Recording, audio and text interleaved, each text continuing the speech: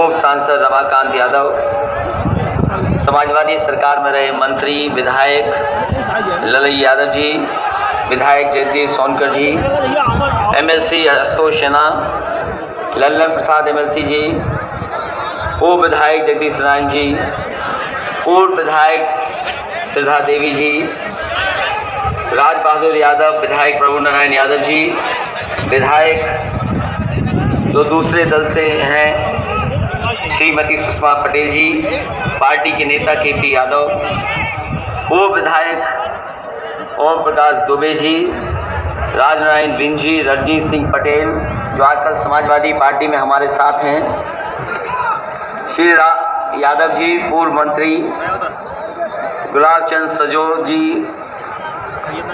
राजेंद्र यादव जी, अजय यादव जी, ओम प्रकाश यादव जी करके समाजवादी पार्टी को आगे बढ़ाने का काम किया।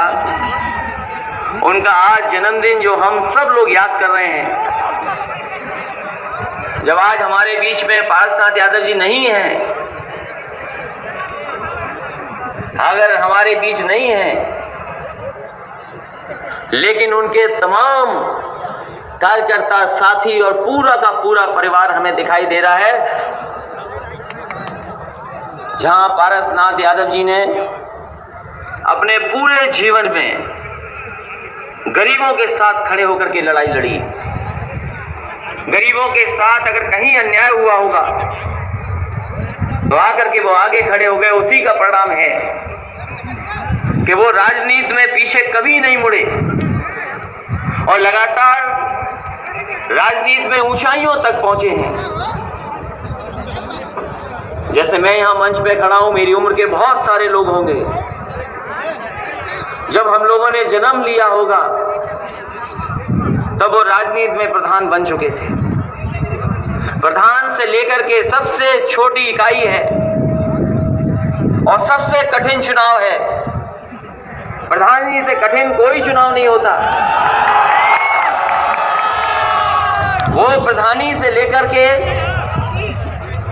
उत्तर प्रदेश के सदन में रहे, विधायक बनकर के पहुंचे और एक समय ऐसा रहा होगा, यहां के लोगों ने देखा होगा कि कितने कांटे का चुनाव रहा होगा। उस कांटे का चुनाव लोकसभा का जीत करके लोकसभा में पहुंचे। तो ऐसे कम नेता होते हैं जो जीवन भर गरीबों के साथ खड़े दिखाई देते हो। आज तो तस्वीर बदली दिखाई दे रही है, राजनीति की भी और बहुत सी चीजों की। लेकिन कभी किसी ने जब पहली बार झंडा उठाया होगा तो सोचो राजनीतिक परिस्थितियां क्या रही होंगी। अगर हम पीछे मुड़ करके देखें 70 के इलाके के 70 के समय को, तो बताओ हम और आप क्या वो सम्मान पा जाते थे जो यहाँ आगे निकाल करके और समाजवादी पार्टी का झंडा बुलंद किया उन्होंने। वो बहादुर थे,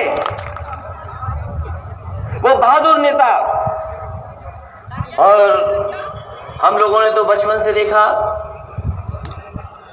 वो कभी जब विधानसभा में दिखाई देते थे, सभा में दिखाई देते थे, वो इतने दूर से ही पहचाने जाते थे कि हाँ ये पारसनाथ यादव हैं। उनका कद काठी ऐसी थी, मजबूत दिखाई देते थे। वो बहादुर और साहसी व्यक्तित्व के नेता थे, किसी से घबराते नहीं थे। ऐसे नेता हम लोगों ने खोए हैं। मैं जब राजनीति में नहीं था तब भी मैं मिला उनसे, जब लोकसभा में पहुंचा तब भी मैं मिला, और जब समाजवादी सरकार थी तो लगातार हम लोगों को एक दूसरे के साथ मिलकर के उठ बैठ करके काम करना पड़ता था। और जब कभी उन्होंने सुझाव दिया, उनके सुझाव में या तो गरीब की बात होती थी या समाजवादी पार्टी कैसे आगे बढ़े, उस दिशा में हमेशा समय समय पर हम समाजवादी लोगों को बताते रहते थे। कैबिनेट में रह करके, कैबिनेट में रहे, सरकार चलाने में सहयोग किया, और बहुत सारे उतार चढ़ाव देखे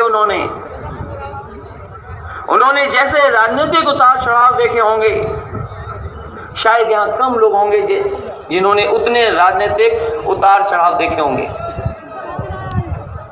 अपने लिए उन्हें संघर्ष करना पड़ा होगा, पार्टी के लिए संघर्ष करना पड़ा होगा। कभी वो झुके नहीं और निराश नहीं हुए। मुझे वो समय याद है कि जिस समय लोकसभा का चुनाव मैं पहला लड़ रहा था,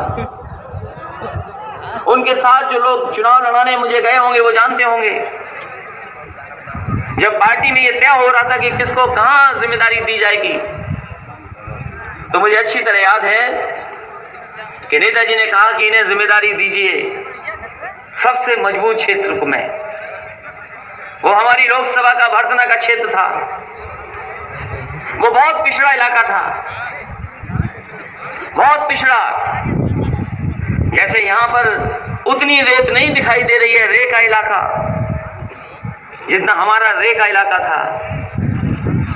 सफेद सफेद दूर तक दिखाई देता था। और वहां पर वो रुके, डटे रहे, लोगों को समझाया।